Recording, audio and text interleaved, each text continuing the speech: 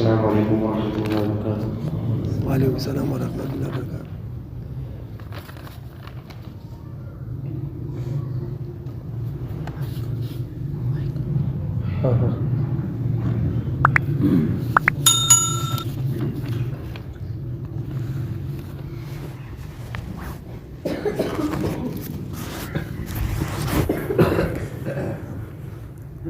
اعوذ باللہ من الشیطان الرجیم، بسم اللہ الرحمن الرحیم۔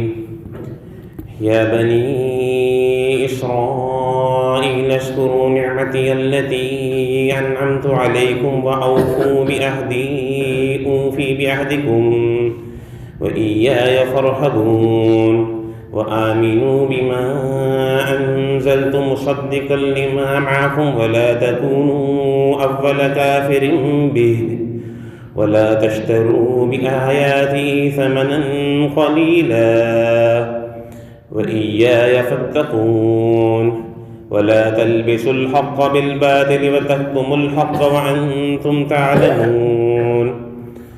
صدق اللہ العظیم۔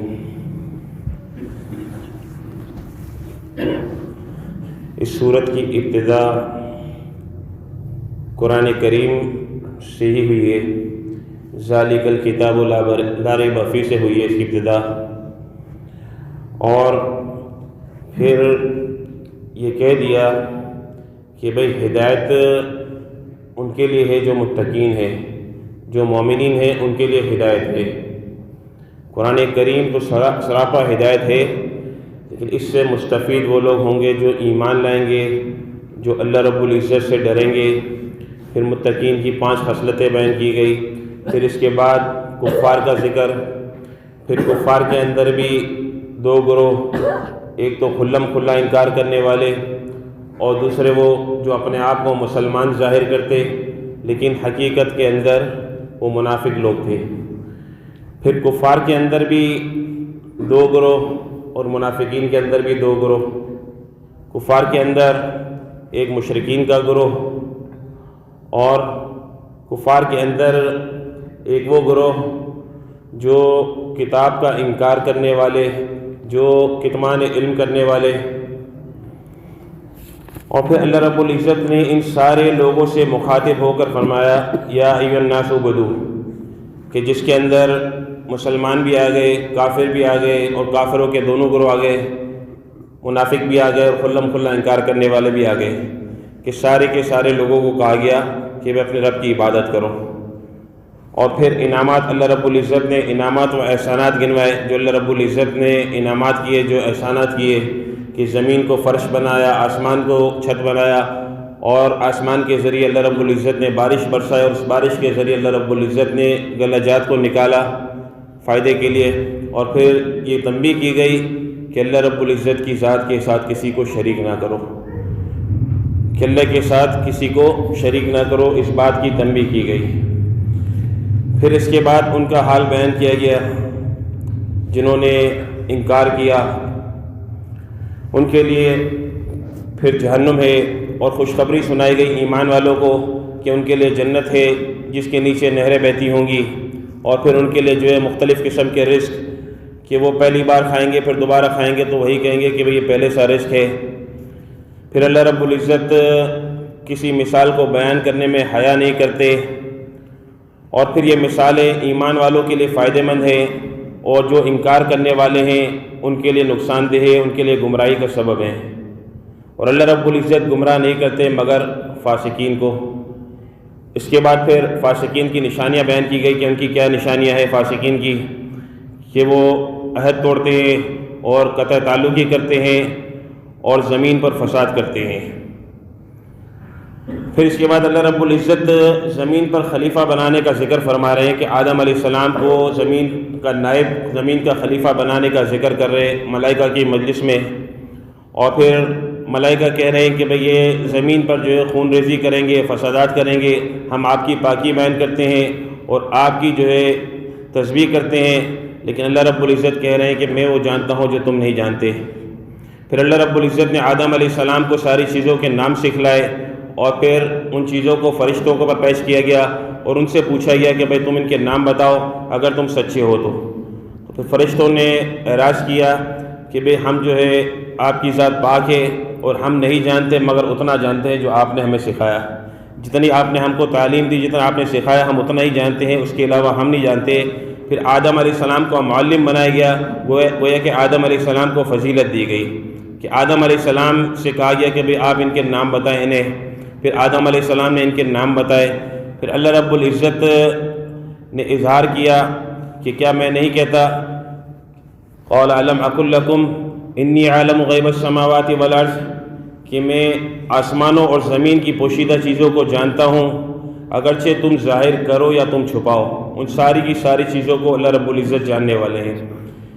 پھر فرشتوں کو حکم دیا گیا کہ آدم علیہ السلام کو سجدہ کرو، پھر ابلیس نے انکار کیا، اور پھر آدم علیہ السلام سے جنت میں رہنے کا کہا گیا، آدم علیہ السلام اور ان کی اہلیہ یعنی اماں حوا علیہ السلام سے، اور پھر کہا گیا کہ کھاؤ جہاں سے تمہارا دل چاہے مگر ایک خاص درخت کے قریب جانے سے منع کیا گیا۔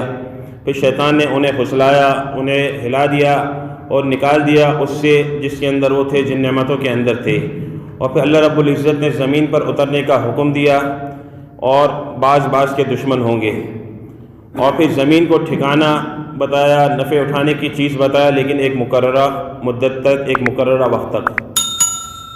پھر آدم علیہ السلام نے کلمات سیکھ لیے توبہ کے، اور اللہ رب العزت نے توبہ کو قبول کر لیا، اور اللہ رب العزت جو ہے توبہ قبول کرنے والے ہیں، اور اللہ رب العزت جو ہے رحم کرنے والے ہیں۔ پھر اللہ رب العزت نے مقرر حکم کو ذکر کیا کہ زمین کے نیچے اترو، زمین کے اوپر اترو، تو یہ پہلا جو حکم تھا وہ حاکمانہ انداز سے تھا، اور بلکہ جو ہے پہلا جو حکم تھا وہ اللہ رب العزت نے سزا کے طور پر کہا تھا، اور دوسرا حکم دوبارہ جو اترنے کا حکم دیا وہ حکیمانہ انداز سے دیا گیا، اور پھر یہ بھی کہا گیا کہ تمہاری طرف جو رہنمائی آئے گی اس پر جو شخص چلا اس کے لیے کوئی خوف نہیں ہے، اس کے لیے کوئی غم نہیں ہے، اور جس نے انکار کیا اللہ رب العزت کی آیتوں کا تو پھر وہی لوگ جہنم والے ہیں، اور وہ اس کے اندر ہمیشہ ہمیشہ رہیں گے۔ اب یہاں سے بنی اسرائیل کا ذکر شروع ہو رہا ہے، اور بنی اسرائیل کا جو ذکر یہاں سے شروع ہو رہا ہے کہ یہ آیت نمبر 40 سے بنی اسرائیل کا ذکر شروع ہو رہا ہے، جو آیت نمبر 123 تک جائے گا، کہ بنی اسرائیل اور اہل کتاب کا جو ذکر ہے وہ آیت نمبر 123 تک جائے گا۔ اب بنی اسرائیل، یا بنی اسرائیل اذکروا نعمتی التی، کہ اے بنی اسرائیل، اے اولاد یعقوب، یاد کرو میری ان نعمتوں کو التی انعمت علیکم، جو میں نے تمہیں بخشی تھی، وَأَوْفُوا بِعَہْدِی، اور پورا کرو میرا وعدہ، اوفی بعہدکم، میں پورا کروں گا تمہارا وعدہ۔ کہ بنی اسرائیل جو یعقوب علیہ السلام کی اولاد ہیں ان سے مخاطب ہے اللہ رب العزت۔ یعقوب علیہ السلام کا ایک نام اسرائیل تھا، جو عبرانی زبان کا لفظ ہے اور اس کے معنی ہے اللہ کا بندہ۔ تو یعقوب علیہ السلام یہ ایسے نبی تھے کہ جن کے دو نام تھے، جناب نبی کریم صلی اللہ علیہ وسلم کے متعدد نام، اور پھر یعقوب علیہ السلام کے دو نام، کہ ایک یعقوب اور دوسرا اسرائیل۔ تو بنی اسرائیل سے مراد یعقوب علیہ السلام کی اولادیں ہیں۔ انہیں کہا جا رہا ہے کہ بھئی یاد کرو میری نعمتوں کو جو میں نے تم پر احسانات کیے۔ اللہ رب العزت نے بنی اسرائیل پر بہت سارے انعامات کیے، بہت سارے احسانات کیے، جس کی تفصیل آگے آ رہی ہے۔ اور پھر اللہ رب العزت کہہ رہے ہیں وَأَوْفُوا بِعَہْدِی، کہ پورا کرو میرا وعدہ، اوفی بعہدکم، میں پورا کروں گا تمہارا وعدہ۔ اب میرا وعدہ سے کیا مراد ہے؟ اب میرا وعدہ سے جو اللہ رب العزت کی مراد ہے وہ آگے سورہ مائدہ کے اندر آ رہی ہے، اس کی تفصیل، کہ سورہ مائدہ کے اندر اللہ رب العزت نے اس کی تفصیل پوری بتائی ہے کہ میرے وعدے سے کیا مراد ہے۔ کہ اللہ رب العزت نے جو کہا کہ بھئی پورا کرو میرا وعدہ، سورہ مائدہ کی آیت نمبر 12 میں اس کی تفصیل ہے وَلَقَدْ أَخَذَ اللَّهُ مِيثَاقَ بَنِي إِسْرَائِيلَ۔ تو اس میں اللہ رب العزت نے ایک تو ان سے جو وعدہ لیا کہ بھئی اللہ رب العزت جو ہے ان کے اندر جو ہے 12 سردار بنائیں گے. وَبَعَثْنَا مِنْهُمْ اثْنَتَ عَشَرَ نَقِيبًا کہ اللہ رب العزت ان کے اندر 12 سردار بنائیے. وَقَالَ اللَّهُ إِنِّي مَعَكُمْ اور اللہ رب العزت ان کے ساتھ ہوں گے. کب ہوں گے بھائی؟ لَئِنْ أَقَمْتُمُ الصَّلَاةَ کہ جب تک وہ نماز کو قائم کریں گے. جب تک نماز کو قائم کریں گے اللہ رب العزت ساتھ ہیں. وَآتَيْتُمْ زَكَاةَ اور زکوٰۃ کی ادائیگی کریں گے. وَآمَنْتُمْ بِرُسُولِي اور اللہ رب العزت کے رسولوں پر ایمان لائیں گے. وَأَذَرْتُمُوهُمْ اور ان کی مدد کریں گے. وَأَقْرَضْتُمُ اللَّهَ قَرْضًا حَسَنًا اور اللہ رب العزت کو قرض دیں گے اچھا قرض. تو یہ اللہ رب العزت کا وعدہ تھا.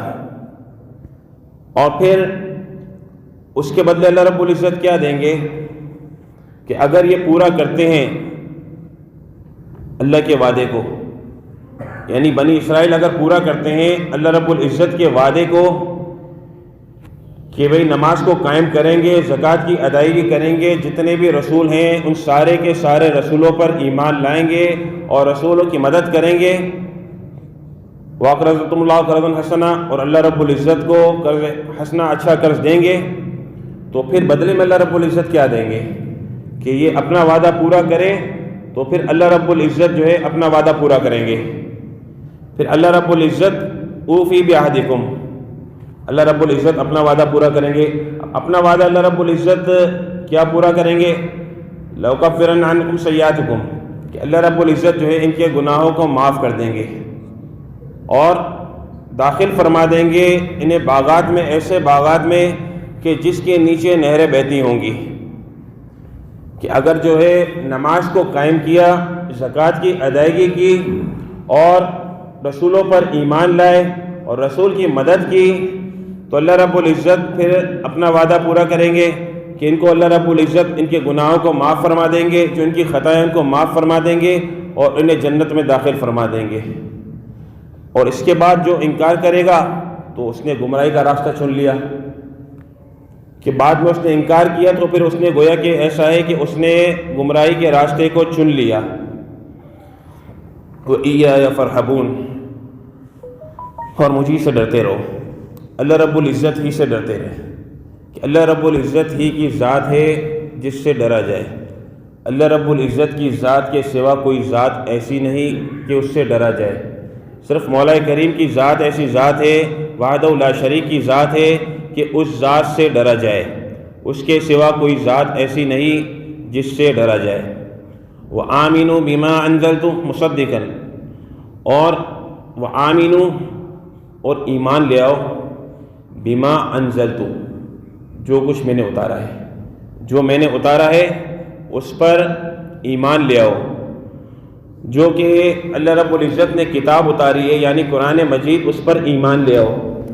مصدقا لما معکم اور یہ کتاب کیسی کتاب ہے؟ یہ کتاب ایسی کتاب ہے جو تصدیق کرنے والی ہے، جو تصدیق کرنے والی ہے. لما معکم جو تمہارے پاس ہے، جو تمہارے پاس کتاب ہے اس کی کتاب یہ تصدیق کرنے والی ہے. جو تورات تمہارے پاس ہے اس کی یہ تصدیق کرنے والی ہے. جو آسمانی کتابیں تمہارے پاس ہے اس کی کتاب تصدیق کرنے والی ہے. الا یہ کہ جو تم نے اضافہ کر دیا ہے، جو تم نے اپنی طرف سے اس کے اندر اضافہ کر دیا ہے. جیسا کہ ایک عیسائی پادری نے کہا کہ کتاب کے اندر، ہماری کتاب کے اندر 3000 مقامات پر تحریف کی گئی ہے. اب تو پتہ نہیں کتنی زیادہ تبدیلی کی گئی کہ بھئی جو حکم جو ہے اللہ رب العزت کی طرف سے آیا اس میں رد و بدل کر کے، اس کے اندر خلط ملط کر کے کہ بھئی موجودہ دور یہ ہے، جدید دور یہ ہے، تو ایڈیشن نیا آ گیا. آپ سابقہ ایڈیشن کو اٹھا کے دیکھ لیں اور موجودہ ایڈیشن کو اٹھا کے دیکھ لیں، دونوں کے اندر فرق ہوگا کہ دونوں کے اندر فرق، تبدیلی ہوتی رہتی ہے، تحریف ہوتی رہتی ہے. تو اللہ رب العزت نے جس حالت کے اندر آسمان سے وہ کتاب اتاری، تورات، زبور، انجیل، تو اس حالت کی تصدیق کرنے والا یہ قرآن مجید ہے کہ قرآن مجید پر ایمان لے آؤ اور یہ کتاب ایسی ہے جو تمہاری کتاب کی تصدیق کرتی ہے. وَلَا تَكُونُوا أَوَّلَ كَافِرٍ بِهِ اور نہ ہو جاؤ تم پہلے انکار کرنے والے، کہ ایسا نہ ہو کہ تم پہلے انکار کرنے والے ہو جاؤ. اور ہوگا کیا اگر تم پہلے انکار کرنے والے ہو جاؤ گے تو پھر بعد میں جتنے لوگ بھی انکار کریں گے ان کا وبال تمہارے اوپر آئے گا. کہ اللہ رب العزت کی جو کتاب ہے قرآن مجید فرقان حمید، اگر اس کا پہلے تم نے انکار کر لیا تو تمہارے بعد جتنے لوگ بھی انکار کریں گے ان کا وبال اپنا وبال اور ان کا وبال بھی تمہارے سر پہ پڑے گا، کہ چونکہ تم نے پہلے انکار کیا اس کتاب کا تو تمہارے پیچھے جتنے لوگوں نے تمہاری اتباع کی اور تمہاری اتباع کرتے ہوئے اس کتاب کا انکار کیا تو ان ساروں کا وبال تمہارے اوپر ہوگا۔ جیسے کوئی نیکی کا کام کیا جاتا ہے، کوئی نیک کام کرتا ہے تو اسے دیکھ کر جب دوسرے لوگ نیکی کا کام کرتے ہیں تو اس کے نامہ اعمال میں بھی اجر لکھا جاتا ہے۔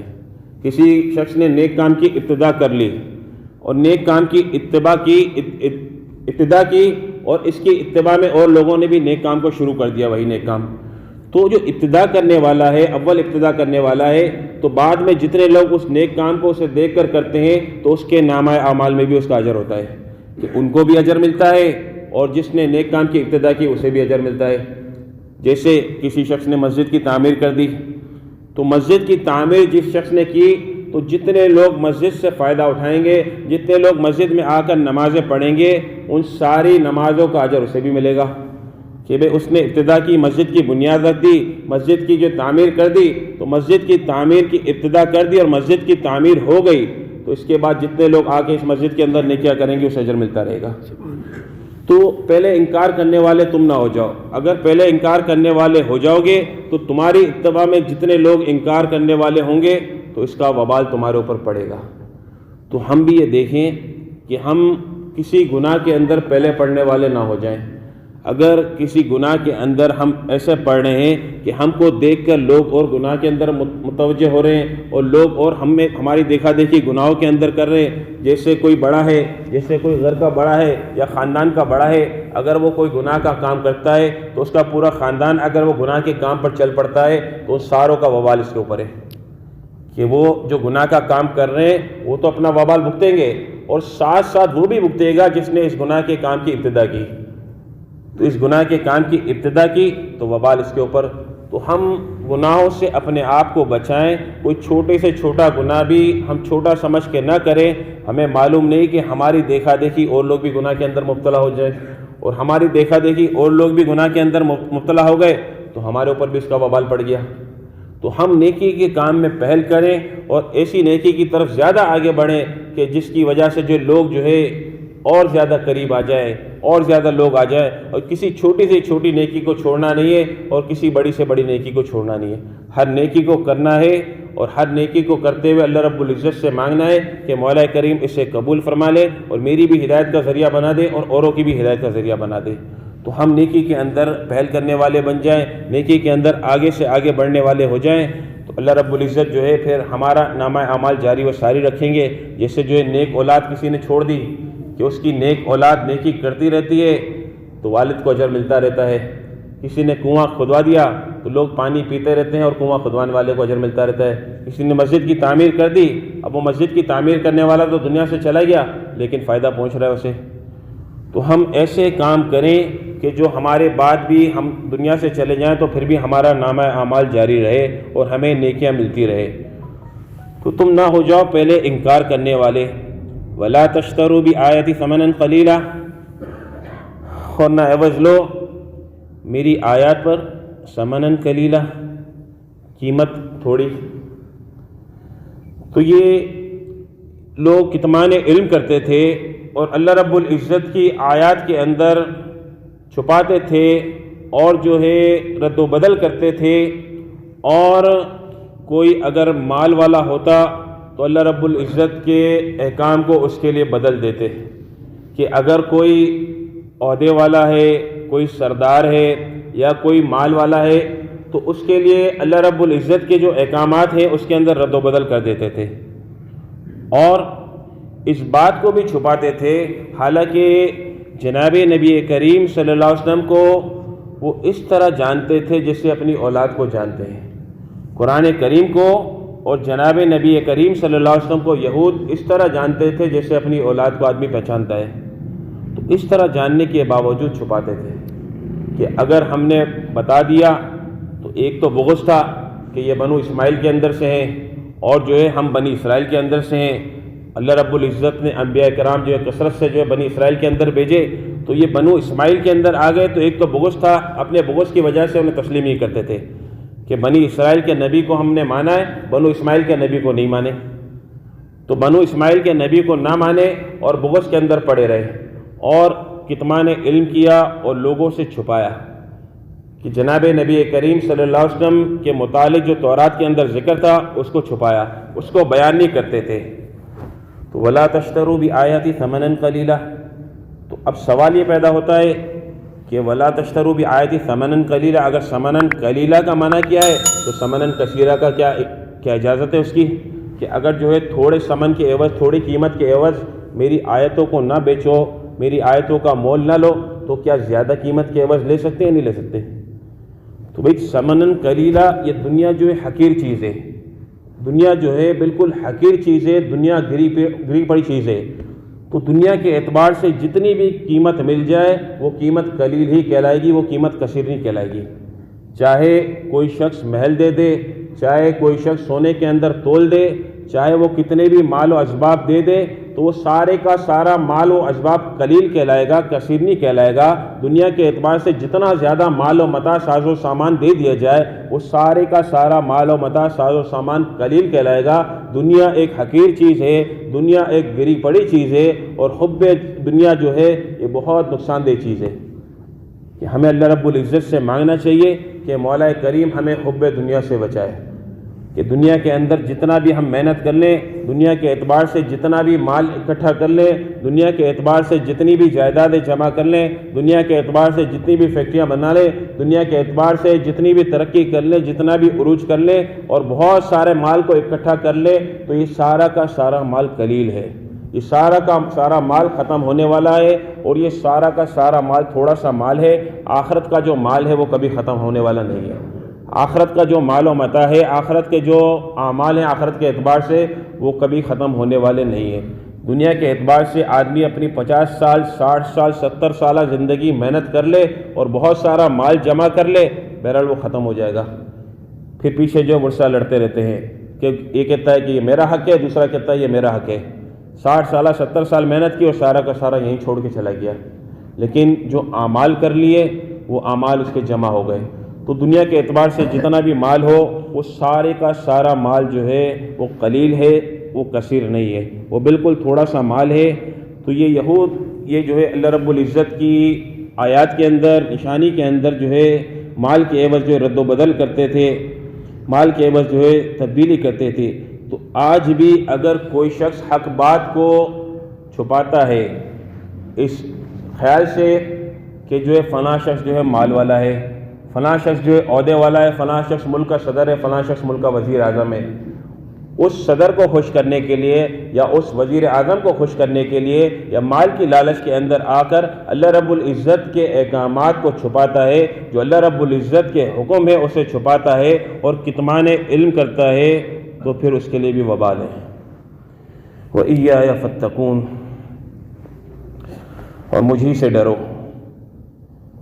اللہ رب العزت ہی کی ذات ہے جس سے ڈرا جائے، اللہ رب العزت کے سوا کوئی ذات ایسی نہیں کہ جس سے ڈرا جائے۔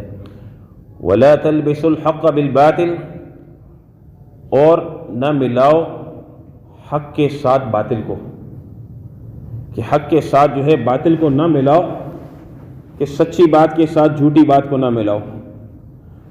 وَتَكْتُمُوا الْحَقَّ، اور نہ چھپاؤ حق کو، حق بات کو نہ چھپاؤ۔ وَأَنْتُمْ تَعْلَمُونَ، اگر تم جانتے ہو، اگرچہ تم جانتے ہو تو حق بات کو نہ چھپاؤ۔ حق بات جو اللہ رب العزت کی طرف سے ہے اسے نہ چھپایا جائے۔ بسا اوقات ایسا ہوتا ہے کہ حق بات کے اندر، سچی بات کے اندر آدمی جھوٹ کی ملاوٹ، جھوٹ کی آمیزش اس طرح کر لیتا ہے کہ سامنے والا جو ہے، سننے والا یہ سمجھتا ہے کہ جھوٹی بات جو ہے اس کو حق سمجھنے لگتا ہے، کہ حق کے اندر جو ہے جھوٹی بات کو اس قدر خلط ملط کر دیا جاتا ہے کہ حق بات کے اندر جھوٹ کو خلط ملط کر کے ایسے اظہار کیا جاتا ہے کہ سامنے والا جو ہے جو غلط بات ہوتی ہے، جو جھوٹی بات ہوتی ہے، جو باطل بات ہوتی ہے، اس کو حق سمجھ بیٹھتا ہے، کہ اس کو سچی بات سمجھ بیٹھتا ہے۔ تو سچی بات کے ساتھ جو ہے باطل کو جو ہے ملانے سے منع کیا گیا ہے، کہ باطل کو جو ہے جھوٹی بات کو جو ہے اس میں نہ ملاؤ۔ وَتَكْتُمُوا الْحَقَّ، اور جو ہے حق کو نہ چھپاؤ، جو حق بات ہے اسے چھپاؤ نہیں، اس کی پرواہ نہیں کرو کہ فلاں کو برا لگے گا یا فلاں کو برا نہیں لگے گا۔ اللہ رب العزت کی طرف سے جو حق بات ہے ہمیں وہ حق بات بیان کرنی ہے، کوئی راضی ہوتا ہے تو راضی ہو، کوئی ناراض ہوتا ہو تو ناراض ہو۔ اللہ رب العزت نے جو حق بات بیان کی ہے وہ حق بات ہمیں بیان کرنی ہے۔ جو حق بات جانتے ہیں تو پھر حق بات کو چھپانا نہیں ہے، حق بات کو دبانا نہیں ہے، حق بات کو بیان کرنا ہے کہ مولا کریم کی طرف سے جو حق بات یہ ہے، حقیقت یہ ہے، سچی بات یہ ہے اور جھوٹی بات یہ ہے۔ سچ کو جھوٹ کے ساتھ خلط ملط کر کے جو ہے بیان نہیں کرنا کہ سچی بات کے اندر جھوٹ کو داخل کر دیا اور سامنے والے کو خوش کرنے کے لیے بیان کر دیا۔ تو اس سے اللہ رب العزت جو ہے حفاظت فرمائے، اس پر جو اللہ رب العزت کی طرف سے بہت سخت پکڑ ہے۔ اللہ رب العزت جو ہے ہمیں عمل کرنے کی توفیق عطا فرمائے، اور اللہ رب العزت ہمیں حق بات کو سمجھنے کی، حق بات کو دوسروں تک پہنچانے کی اللہ رب العزت جو ہے توفیق عطا فرمائے۔ پھر آگے جو ہے اللہ رب العزت کی طرف سے جو ہے نماز کا، زکوٰۃ کا اور رکوع کرنے والوں کے ساتھ رکوع کرنے کا ذکر ہے، وہ انشاءاللہ اگلی نشست میں ہوگا۔ اللہ رب العزت عمل کرنے کی توفیق عطا فرمائے۔